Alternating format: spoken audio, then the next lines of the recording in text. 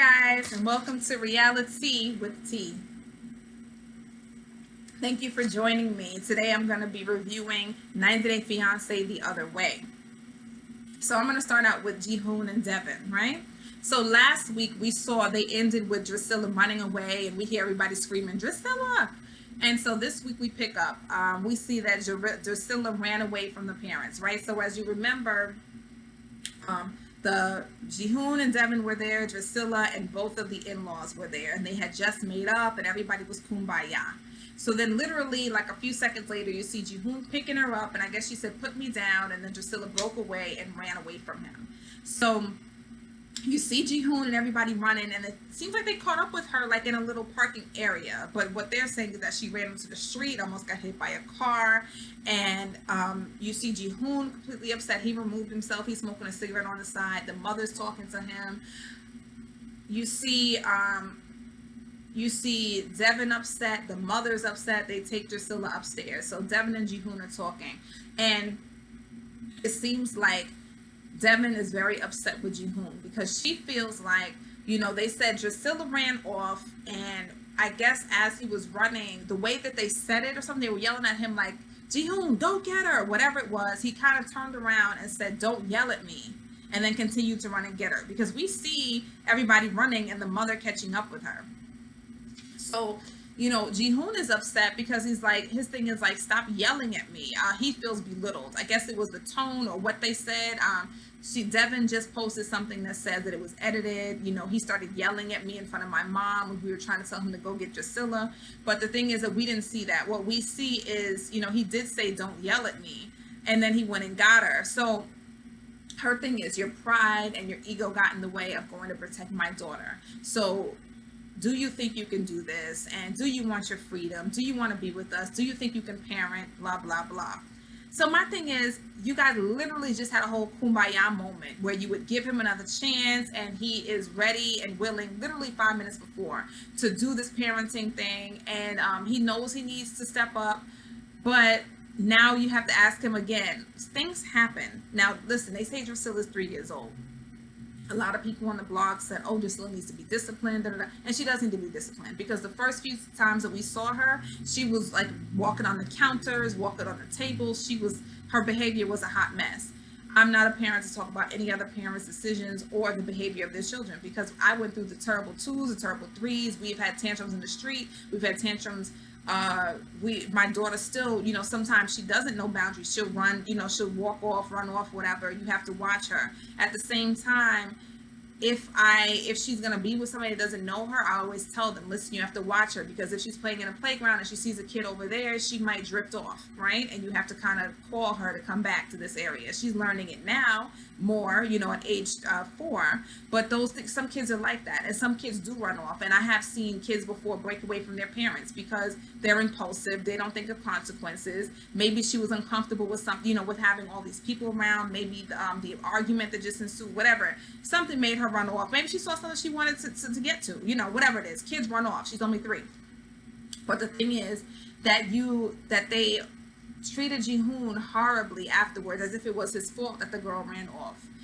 Granted, you know, there was a lot going on. We have to think about the fact that Ji-hoon is not a father. His son is still an infant, pretty much, right? Unable to walk or anything. So this is new to him. This behavior is new to him. Ji-hoon is not her father. He has not been around 3-year-olds probably ever in his life. So he probably doesn't even know what to expect, how to respond. It was a quick thing that happened. The only thing he's reacting to, number one, her running away. Then he's also reacting to being yelled at. So it's hard in that moment of pure chaos and panic to say, oh, you prioritize ego over this, over that. He was just reacting to everything that was happening in his environment. It was already an emotional moment. And then, you know, things just kind of, you know, just snowballed and it's out of hand. So he's just reacting. And I don't think that he meant any harm. While talking to Devin, he breaks down. The mother walks up and the mother's like, what's going on? You know, she looks like she wants to fight. The mother's like, what's going on? I see you're breaking down crying. And he's like, leave, mom, leave. You know, he doesn't want his mother to see him crying like this. She's like, no, what's happening? I want to know what's going on. He's like, mom, I'm begging you, please leave, the whole thing. And so she's standing there, but then she walks away slowly because his mother's not having it. The mother already cannot stand Devin. And she's like, okay, we just had this great moment and now you're breaking my son down again. And when it comes down to it, is that he feels belittled, he feels disrespected by you and your mom. They don't respect him. So now she accepts his apology. She says, you know, she doesn't care about him crying because it's never his fault. He's always the victim. I accept your apology, but you have to show me. And then he says he wants to apologize to her mom. With all of these couples, there's a lot of involvement by the mother-in-laws. And I think it's too much. It's always like, okay, I messed up with you, that's within our relationship, but I have to like sell my soul to your mother or your father. And I just feel like it's overkill and it's overboard. Like, this is something he and his wife, you know, figured out. Why do I have to go through all this with the mother? Because the mother is completely ridiculous and out of line. So the mother comes out looking like a wild banshee and she wants to kill Ji-hoon. She says she's completely enraged at him because he put my granddaughter in danger. So, you know, he apologizes. She says, I don't care. She doesn't care that he's crying. She doesn't care about the apology because words mean nothing. It's his actions that mean everything. She says that if something about, you know, the granddaughter gets killed, then she will kill him. And the way she talked to him is just so disrespectful and belittling. And it was uncalled for. Instead of people coming around to support him, like, listen, you know, even he could say, you know, I haven't been around kids. You guys have to help me. Tell me what I'm supposed to do. Or instead of the grandmother saying, listen, this is what I do with her. She doesn't listen, but this is what we do. First of all, the girl needs to be on a leash if she is causing this issue because she is a danger. She can be a danger, right? She doesn't know it, but the whole point is to keep her safe. But instead of the mother who has been raising her when Devin was flying to and from Korea, you know, saying, this is what, you know, let me sit down with you. Let me show you how I deal with her. This is what she does listen to, because both of them have not taught her any discipline. Because at least if my daughter runs off, she would at least at some point turn around and listen to me and stop somewhere. You know what I mean? Driscilla just ran off. My daughter never, you know, thank the Lord, ran into the street. But, you know, you need to, why are they not supporting him? You know, we know this is new to you. This happened. Okay, it was a bad thing. But, and I know that you reacted to the wrong thing, but let's, you know, moving forward. But there's nothing positive coming out of the mother's mouth. And she's talking to him like she is a complete nutcase. And to me, I would have been like, well, F you, you know, I'm going to keep my apology. You go ahead back to America and let me deal with my family. Because she's doing nothing but adding negativity to the situation. So, yeah, she said, I'm going to kill you. And I also wrote down, she said, I've been here 6 days and you failed in protecting them. And it's like, literally, Mom, it's been 6 days. We've been through a lot. You kept taking her from the places that we got to stay. You took her to someplace else. She was basically chasing them around for 6 days. And then the other part happened in 6 days. They were trying to mend the fight that happened the day before. So, I mean, what do you expect? But, okay, that's my thoughts on that. All right. Ken and Armando, you know, Ken explains, you know, he talks about, they sit down after the engagement with a couple, and the couple is a few of Armando's friends that accept his lifestyle, and then you have Ken's 2 daughters there.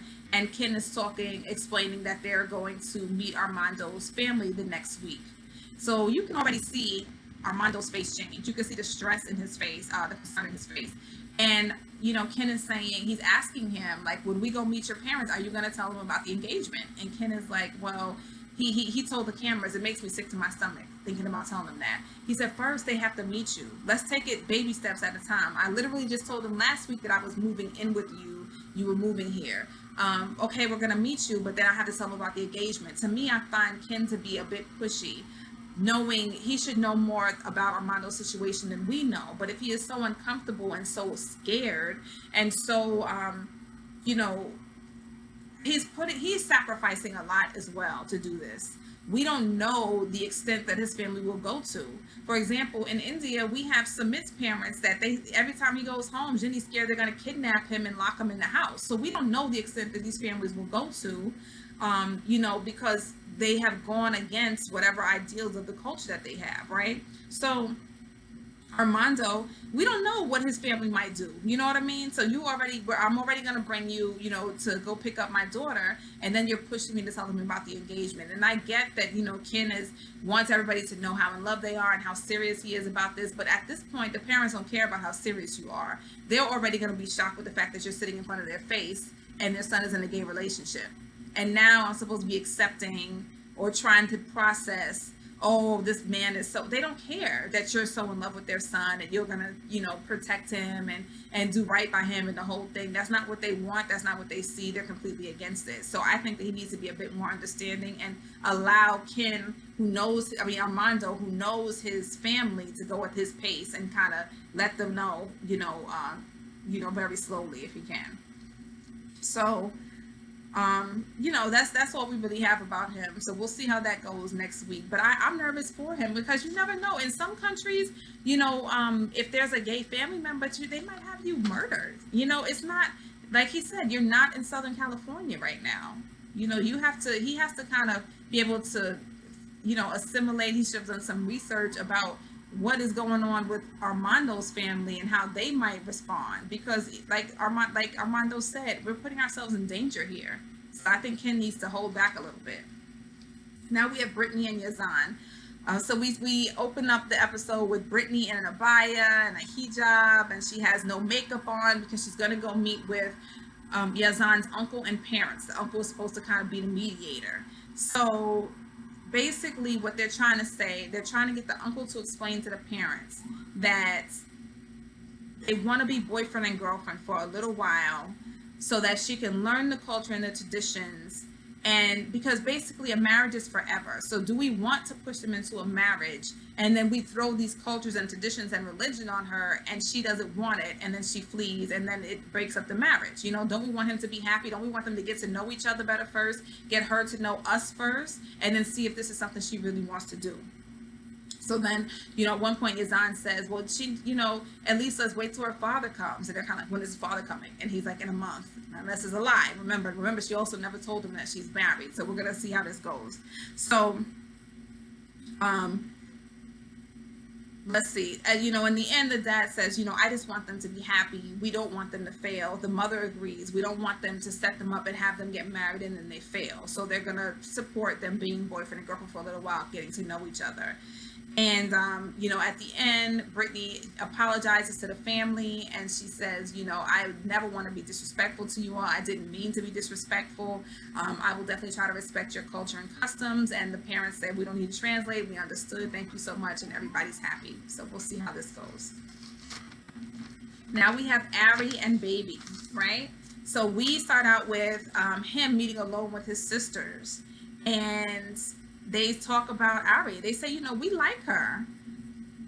He says Ari respects my work, the fact that he's working with his ex, because with the first girlfriend he had, I can think the other American, she was upset that he was dancing with the ex in the nightclub. But he says Ari just wants me to reach my potential. She enjoys, she likes my work and she respects it, right? So the sister basically says, we would have rather him marry an Ethiopian, because what happened last time was that the last American got upset with him for whatever reason. They came back to America and he hasn't seen the baby since. So they don't trust Ari because she could do the same thing. And he is so trusting of her. He said, they don't trust her, but I trust her. She says she will not do that. So my thing is, what does he expect? If she does get upset, if you guys do break up, where else is she going to go? She's not going to move out on her own and live in Ethiopia until the child is, 18 years old. She's going to go home to the only place that she's, number one, allowed to go and live. She's a resident of the United States. So she is going to go home and raise her kid, because where else is she going to go? She's not going to stay there. So it's interesting that he's so sure that she's not going to do the same thing that his ex did, because where else would she go? If you guys break up, she has to go somewhere. But we'll see how this goes. He talks about how important it is that the child is baptized. He is Orthodox Christian, some kind of Orthodox, maybe Catholic, I'm not sure. But they go to the, he covers her in a scarf. They go to the church, they speak to the priest, and the priest says, well, basically for the child to be baptized as a Christian, the mother, he has to suckle from the breast of a Christian mother. So the mother has to be Christian, meaning the mother has to be baptized. Now, Ari is Jewish. and she is very much not comfortable with the Christian religion. She says that they talk about hell. That's not something I believe in. I definitely will not convert. I won't do that. And so we have to see what that decision is going to be next week. We'll see if she goes through with it. And lastly, we have Jenny and Submit, and they didn't say much. They were painting the house, and they were saying because they have to save money because basically they're broke. And my only question is, I mean, I guess he's worth it. They seem to be in love, but how Jenny has given up everything to live in those type of conditions and to be poor and broke, and he really can't do much to support them, it baffles me.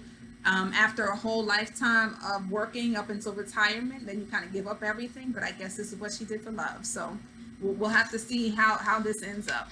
Other than that, please leave me some comments and like and subscribe to the channel, and please come with your tea. If you know of something that you want me to review, or if you have any disagreements with what I said, leave me a comment. Thank you so much. Bye bye. Thank you for coming to Reality with Tea.